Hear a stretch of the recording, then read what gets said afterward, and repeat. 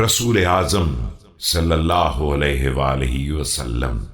ثم إن الله سبحانه بعث محمدا صلى الله عليه وآله بالحق حين دنا من الدنيا الانقطاع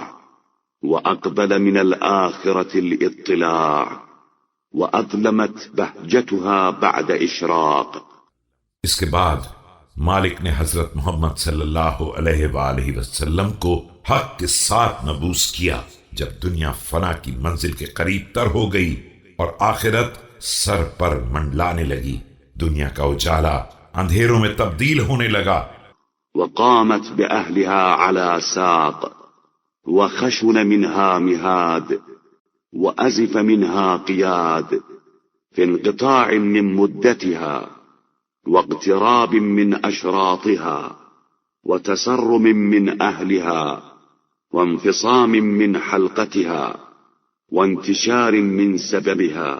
اور وہ اپنے چاہنے والوں کے لیے ایک مصیبت بن کر کھڑی ہو گئی،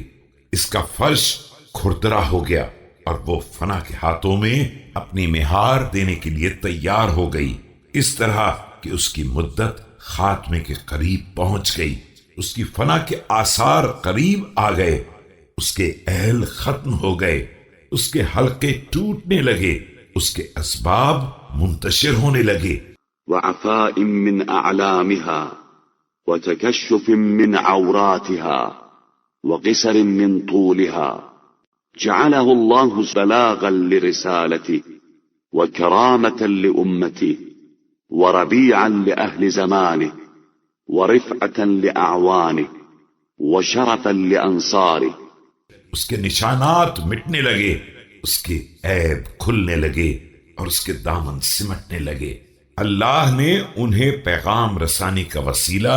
امت کی کرامت، اہل زمانہ کی بہار، آوان و انصار کی بلندی کا ذریعہ اور یار و مددگار افراد کی شرافت کا واسطہ قرار دیا ہے۔